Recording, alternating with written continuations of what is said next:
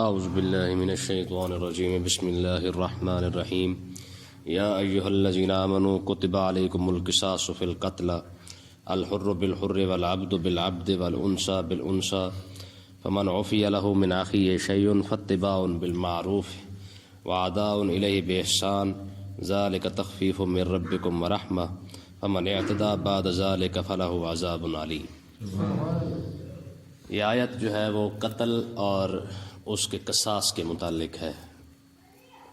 اس آیت کے اندر دو چیزیں بیان کی گئی ہیں کہ جب کسی شخص کا کوئی بندہ قتل ہو جائے تو بدلے کے اندر وہ اسے قتل بھی کر سکتا ہے، اور اگر معاف کر کے کچھ مال لینا چاہے تو مال لے بھی سکتا ہے۔ یہ دونوں حکم اس کے اندر موجود ہیں۔ تو یاد رکھیں، پہلے دور جاہلیت کے اندر یہ تھا کہ اوس اور خزرج، جب صحابہ کرام انصار صحابہ کرام نے جب کلمہ پڑھ لیا تو کلمہ پڑھنے سے پہلے ان کا یہ دستور تھا کہ اگر ایک قبیلہ دوسرے قبیلے کا ایک شخص مارتا تو یہ بدلے کے اندر دو مار دیتے۔ وہ ایک آزاد مارتا، یہ دو آزاد مار دیتے۔ وہ ایک غلام مارتا، یہ دو غلام مار دیتے۔ وہ ایک عورت کو قتل کرتا، یہ دو کو قتل کر دیتے۔ تو پھر یہ آقا علیہ الصلوۃ والسلام کی بارگاہ اقدس میں حاضر ہوئے تو آقا علیہ الصلوۃ والسلام کی خدمت میں انہوں نے جا کے یہ پیش کیا یہ معاملہ کہ جناب ہم تو ایسے کرتے ہیں۔ تو اس وقت یہ آیت نازل ہوئی کہ نہیں، یہ ایک کے بدلے میں دو کو قتل کرنا یہ زیادتی ہے، ٹھیک ہے۔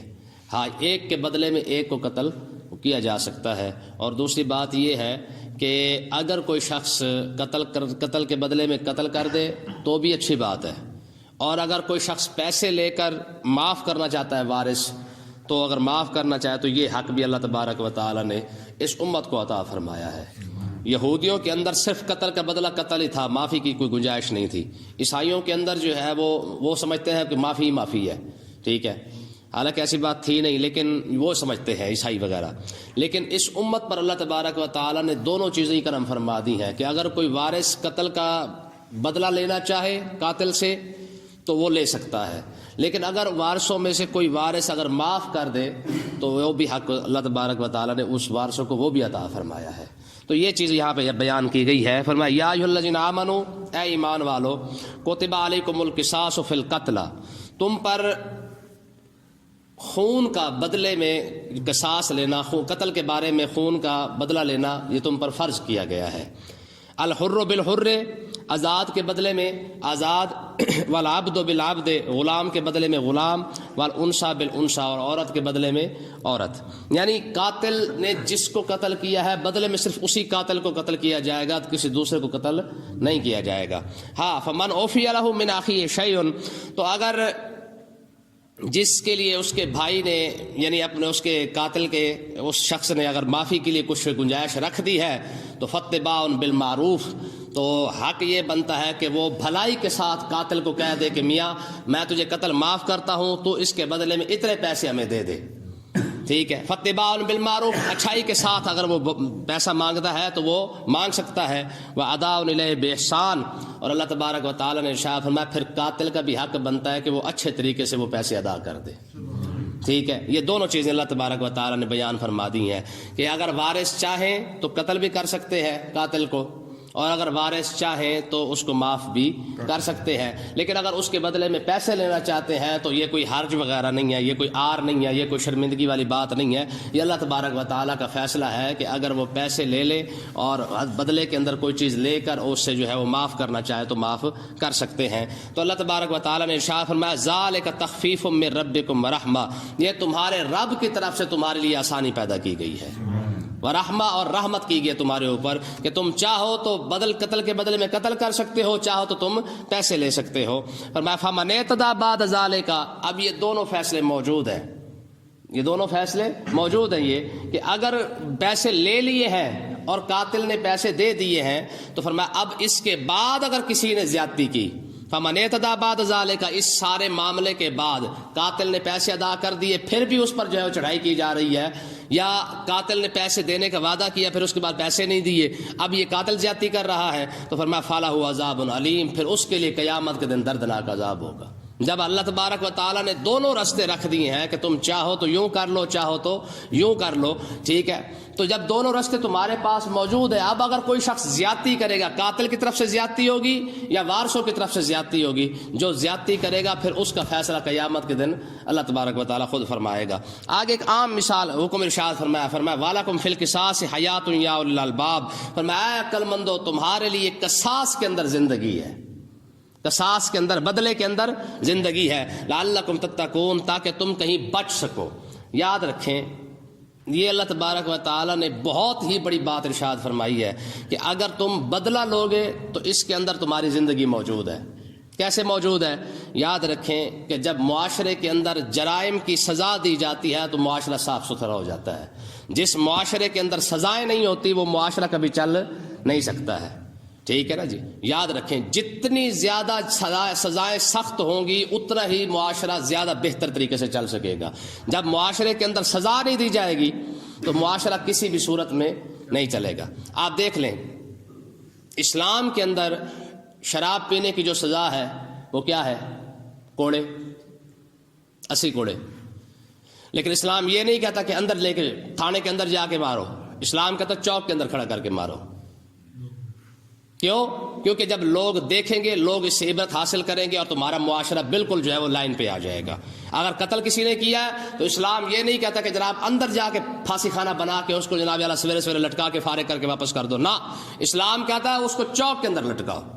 وجہ کیا ہے کہ جب معاشرہ دیکھے گا خود بخود سیدھا ہو جائے گا، ٹھیک ہے۔ اصل مقصد یہ ہوتا ہے جرائم کی جو لسٹ جب بنتی ہے نا، لمبے لمبے جب جرم ہوتے ہیں تو اس کی وجہ صرف اور صرف یہی ہوتی ہے۔ آپ دیکھ لیں پاکستان کے اندر سب سے بڑا مسئلہ یہی ہے کہ ہمارے ہاں جرائم کی سزا نہیں ہے، ٹھیک ہے، پیسے دو اور فارغ۔ ہماری جو اللہ کے فضل سے سپریم کورٹ ہے، ٹھیک ہے، یہ 128ویں نمبر پہ آتی ہے انصاف کے لحاظ سے، اور آپ کا ماشاءاللہ یہ پولیس والا جو محکمہ ہے، ایسے حاجی ثناء اللہ سارے اکٹھے ہوئے پڑے پہلے نمبر پہ آتے ہیں کرپشن کے لحاظ سے۔ اب جس نے انصاف کرنا تھا وہ بےمانی کے لحاظ سے پہلے نمبر پہ ہے، ٹھیک ہے۔ اب جن ججوں نے انصاف کرنا تھا وہ بےمانی کے لحاظ سے 128ویں نمبر پہ آئے پڑے، تیسرے نمبر پہ آتے ایمانداری کے لحاظ سے، تو انصاف کہاں سے ہوگا؟ ٹھیک ہے نا جی۔ یاد رکھیں اسلام کے اندر تو ایسی بات نہیں ہے، اسلام کے اندر تو بھائی ایک وکیلوں والا چکر ہی نہیں ہے، اسلام کے اندر ایک ہی بات ہے، مجرم، ملزم اور جج، بس۔ یہ وکیل کہاں سے ہے؟ وکیل کا تو چکر ہی کوئی نہیں تھا اسلام کے اندر، ٹھیک ہے نا جی۔ ہاں وکیل، یہاں حضرت عمر رضی اللہ تعالیٰ عنہ نے باقاعدہ حکمرانوں کے اوپر ایک پابندی لگائی ہوئی تھی۔ آپ نے فرمایا کہ تمہارے گھر کے درمیان میں، تمہارے گھر کا جو دروازہ ہے اس پر کپڑا نہیں ہونا چاہیے۔ کیوں؟ تاکہ کوئی سائل جو ہے وہ پیچھے نہ کھڑا رہے، اسے یہ پتا ہونا چاہیے کہ جناب میں جب جاؤں ڈائریکٹ جا کے جو ہے میں حاکم کا دروازہ کھڑکا سکتا ہوں، ٹھیک ہے نا جی۔ ہاں حضرت عمر رضی اللہ تعالیٰ عنہ جب عدالت میں پیش ہوئے نا مدینہ طیبہ کی عدالت کے اندر، حضرت عمر کو بھی پیش ہونا پڑا ہے۔ آج تو استثناء حاصل ہے نا سب کو، جی یہ اپنا وزیر اعظم کے پاس بھی استثناء ہے اور صدر کے پاس بھی استثناء۔ یہ سارا جو جمہوری آپ کا یہ لعنتی نظام بننا پڑا نا، یہ جمہوری نظام، اس ان کو وارے کیوں نہیں کھاتا؟ اسلام وارے کیوں نہیں کھاتا؟ ان کو جمہوریت وارے کیوں کھاتی ہے؟ آپ یہ دیکھ لیں کہ اسلام کے اندر صرف حق کو دیکھا جاتا ہے، اس کثرت کو نہیں دیکھا جاتا۔ کثرت کیا ہوتی ہے؟ آپ کا بل جب اسمبلی کے اندر پیش ہوتا ہے وہ کہتا ہے جی شراب پر پابندی لگائیں، کہتا ہے جی ووٹنگ ہوگی، اگر زیادہ بندے کہہ دیتے ہیں تو کثرت رائے سے اگر بل منظور ہو گیا تو ٹھیک ہے، نہ ہوا تو پھر ہم پاس نہیں کریں گے۔ جب ایک چیز اللہ اور اللہ کے رسول نے حرام قرار دے دی اس پر ووٹنگ کرنا تو ویسے کفر ہے۔ بات سمجھے کہ نہیں ہے؟ اسلام کہتا ہے سود حرام ہے، کہتا ہے جی ووٹنگ ہوگی۔ اسلام کہتا ہے شراب حرام ہے، کہتا ہے جی اسمبلی کے اندر بل پیش ہوگا۔ اسلام کہتا ہے بھئی یہ ساری بغیرتیں تمہاری کرپشن سارا کو ختم کرو، کہتا ہے جی اس پر ہم ووٹنگ کریں گے۔ ووٹنگ کس چیز کا نام ہے؟ ذرا پیچھے مڑ کے دیکھیں، حضرت عمر رضی اللہ تعالیٰ عنہ نے اعلان کر دیا، فرمایا بھئی خبردار آج کے بعد عورتوں کو زیادہ جو ہے وہ حق مہر نہیں دیا جائے گا، ٹھیک ہے۔ ذرا حاکم میں وقت کی بات تھی، مسجد کے اندر کھڑے ہو کے کہہ دیا بس بھائی آج کے بعد عورتوں کو جو ہے وہ حق مہر زیادہ نہیں دیا جائے گا۔ اچھا اتنی بات ہوئی، ایک عورت کھڑی ہوگی، کہنے لگی عمر جب اللہ اور اللہ کے رسول نے ہمارے حق مہر کو جو ہے وہ مقرر نہیں کیا، تو کون ہوتا ہے ہمارا حق مہر مقرر کرنے والا؟ تو وہیں پہ کھڑے ہو کے بل واپس ہو گیا۔ فاروق اعظم نے اسی وقت کہا اصابت امرات اخطا رجل، فرمایا عورت سچی کہہ رہی ہے، مرد کی بات جو ہے وہ غلط ہو گئی ہے، ٹھیک ہے۔ انصاف اس کو کہتے ہیں. حضرت عمر رضی اللہ تعالیٰ عنہ کھڑے ممبر پہ ایک شخص کھڑا ہو کے کہتا ہے جناب خطبہ بعد میں ہوگا، پہلے یہ بتاؤ قمیض کہاں سے آئی ہے. اور باقاعدہ امیر المومنین استثناء نہیں ہے، اسی وقت جواب دینا پڑا ہے کہ جناب یہ جو میں نے قمیض پہنی ہے نا، یہ دو قمیض اپنا چادریں ملا کے، ایک میرے بیٹے کی چادر ہے ایک میری چادر ہے، دونوں ملا کے پھر جا کے میں نے یہ قمیض بنائی ہے. یہاں تو سب کو استثناء حاصل ہوا پڑا ہے. بات سمجھے کہ نہیں آئی ہے؟ مجھے آپ بتائیں جو چیز اللہ اور اللہ کے رسول نے حرام قرار دے دی ہے اس پر ووٹنگ کرنا، اسے بل کو جو ہے وہ قومی اسمبلی میں لے کے جانا، یہ کفر نہیں تو اور کیا ہے؟ یہی وجہ ہے کہ ہماری قوم کو کبھی بھی اسلام وارے نہیں کھاتا ہے. اسلام تو کہتا ہے بھائی ہاتھ کاٹو، سیدھی بات ہے. ٹھیک ہے، آگے دیکھیں جی. تو اس لیے قرآن مجید کا یہ واضح فیصلہ ہے. فرمایا کہ حضرت عمر رضی اللہ تعالیٰ عدالت پہنچے نا، آپ کے اوپر مسئلہ بنا گھوڑے کا. گھوڑے آپ نے گھوڑا خریدا، تو گھوڑا خریدنے کے بعد جب آپ اس کو چیک کرنے کے لیے بیٹھے اور بیٹھ کے جب آگے گئے تو گھوڑے کو جو ہے وہ ٹھوکر لگی، گھوڑا زخمی ہو گیا. تو آپ نے فرمایا بھائی میں نہیں لیتا. تو مالک نے کہا جناب جب آپ اس پر بیٹھے تھے تب یہ صحیح سلامت تھا، یا تو صحیح سلامت واپس کریں یا اس کی قیمت دیں، کیونکہ یہ زخمی آپ سے ہوا ہے. آپ نے فرمایا یار میں نے تو ابھی لیا ہی نہیں، میں تو چیک کر رہا تھا. بات جب پہنچی نا عدالت کے اندر، غالباً حضرت زید بیٹھے ہوئے تھے. ٹھیک ہے، حضرت زید نے جیسے جناب عمر کو دیکھا تو کھڑے ہو گئے. آپ نے فرمایا تو نے انصاف کا پہلا قتل یہی کیا، تو میرے لیے کھڑا ہوا ہے. ٹھیک ہے، جب امیر المومنین حضرت عمر رضی اللہ تعالیٰ عنہ جناب جیل میں اپنا کھڑے ہوئے ہیں عدالت کے اندر، حضرت مولا علی رضی اللہ تعالیٰ عنہ کی ڈھال چوری ہو گئی. جب ڈھال چوری ہوئی اس وقت آپ خود امیر المومنین تھے. آپ نے اسی ڈھال کو جو بازار میں بکتے دیکھا، آپ نے فرمایا یار یہ تو میری ہے. انہوں نے کہا جی ہم نے تو کہیں اور سے خریدی ہے، آپ کی کیسے ہو سکتی ہے؟ آپ نے فرمایا یار یہ میری ہے، میں نے پہچان لی ہے. کہا جی نہیں آپ کی نہیں ہے. جھگڑا ہو گیا. کہا جی عدالت چلتے ہیں. اب امیر المومنین بھی ہے، حکومت بھی اپنی ہے، سارا کچھ اپنا ہے. اب امیر المومنین مولا علی رضی اللہ تعالیٰ عنہ عدالت کے اندر کھڑے ہوئے ہیں. جج پوچھ رہا ہے، کہتا ہے ہاں جی یہ ڈھال آپ کی کیسے ہو گئی؟ کہا جی میری ہے. اب مجھے آپ بتائیں خدا کا واسطہ ہے یہ اس کو سوچ سکتا ہے کہ مولا علی رضی اللہ تعالیٰ کو جھوٹی بات کر سکتے ہیں؟ وقت کا جج یہ بات سوچ رہا ہے کہ یار یہ بات نہیں ہو سکتی کہ مولا علی جھوٹ بولے. ٹھیک ہے، اسے حضرت جج کہہ رہا ہے مولا علی سے، کہہ رہے حضرت آپ بے شک امیر المومنین ہیں، لیکن یہ بتائیں یہ ڈھال کا دعویٰ جو آپ نے کیا ہے آپ کے پاس گواہ ہے؟ کہا ہاں ہے. کہا کون ہے؟ کہا حسن میرا بیٹا گواہ ہے. تو جج نے کہا جی آپ کے بیٹے کی گواہی آپ کے حق میں قبول نہیں ہے، کوئی اور گواہ لائیں. نہیں آپ کے حق میں ڈھال ہوئی. انہوں نے کہا جناب فیصلہ یہی ہے کہ ڈھال جو اسی بندے کی، کیونکہ نہ آپ کے پاس گواہ ہے، حالانکہ گواہ امام حسن ہے. ٹھیک ہے، انہوں نے کہا جی بیٹے کی گواہی باپ کے حق میں قبول نہیں ہے.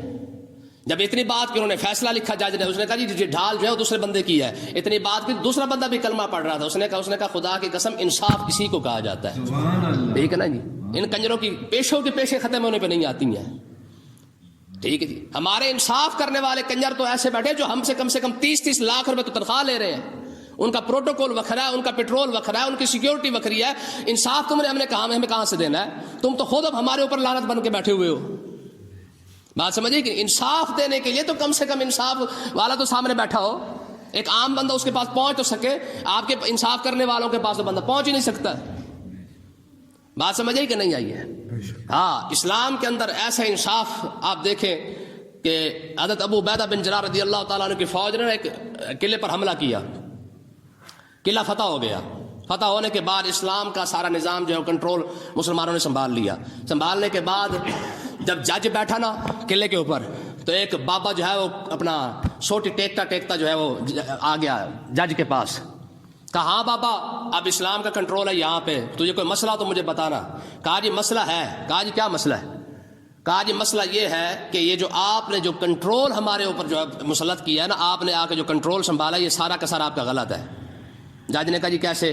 کہا جی آپ کی عادت ہے مسلمانوں کی کہ مسلمان جب کسی قلعے پر فتح کرتے ہیں تو سب سے پہلے اس کو اسلام کی دعوت دیتے ہیں. آپ اپنے گورنر سے پوچھیں، جو اب آپ کا جو اپنا جو فوج کا جو بڑا تھا، اس نے ہمیں تب اسلام کی دعوت دی ہے. نمبر 2، آپ جب اگر اسلام کی دعوت اگر کوئی قبول نہیں کرتا تو سب سے پہلے آپ اس کو جزیہ کی دعوت دیتے ہیں کہ ٹھیک ہے بھی اگر آپ اسلام قبول نہیں کرتے آپ جزیہ دیتے ہیں، آپ سکون سے رہیں، ہم آپ کو ساتھ جو ہے وہ بالکل معاملہ نہیں کریں گے. آپ اپنے فوج کے اس پوچھیں سپہ سالار سے کہ اس نے ہمیں یہ 2 دعوتیں دی ہیں. ہاں اگر آپ 2 دعوتیں کوئی نہیں مانتا پھر آپ جو ہے وہ حملہ کرتے ہیں, پھر آپ جو ہے وہ قلعہ جو ہے وہ اپنے کنٹرول میں لیتے ہیں. آپ یہ بات دونوں سپہ سالار سے پوچھ کے دیکھیں. جب سپہ سالار کو بلایا گیا, ہاں بھائی تم نے ان کو دعوت دی تھی اسلام کی, کہا جی نہیں.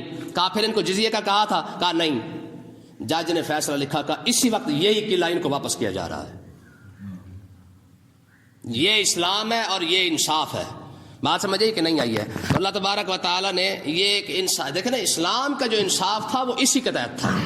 جب آپ اسلام پر ہم کیوں کہتے ہیں کہ یار اسلام کی بات کرو, وجہ یہ ہے اس دیکھیں آپ ٹوٹل ٹیکس دیتے ہیں, اکٹھا غریبوں سے کیا جاتا ہے, سارا کا سارا امیروں پر لگتا ہے. اور اسلام کیا کہتا ہے؟ اسلام کہتا ہے امیروں سے لے کر اسلام غریبوں کو دیتا ہے. اور آپ کا جمہوری نظام آپ سے جناب لے کر آپ کے امیروں کو پالتا ہے. ایسے ہے کہ نہیں ہے؟ اسلام آج بھی غریبوں کو اسلام بارے نہیں کھاتا. اسلام کا اب ہر مہینے کون ٹیکس دیتی ہے, حالانکہ اسلام سال کے بعد یار صرف ایک جو ہے وہ لگاتا ہے, کیا وہ بھی امیروں پر لگاتا ہے, وہ بھی صرف زکوٰۃ لگاتا ہے کہ سال بعد زکوٰۃ دے دو, بات ختم ہو گئی. زکوٰۃ لے کر غریبوں کو اندر بانٹی جاتی ہے, اور غریبوں کو پھر بھی اسلام بارے نہیں کھاتا, امیروں کو اسلام بارے کھاتا ہے. تو بات سمجھیے کہ نہیں آئی ہے؟ یہ جتنا ہم اسلام سے دور ہوں گے ہم ذلیل ہوں گے. ہر مہینے کون ٹیکس دے رہی ہے؟ ہر مہینے دیتی ہے, اور زبردستی اگلے لیتے ہیں. نہ دو گے تو آپ کا میٹر کاٹ کے لے جائیں گے, ٹھیک ہے, نہیں لوگے تو آپ کو روڈ پہ نہیں چلنے دیں گے.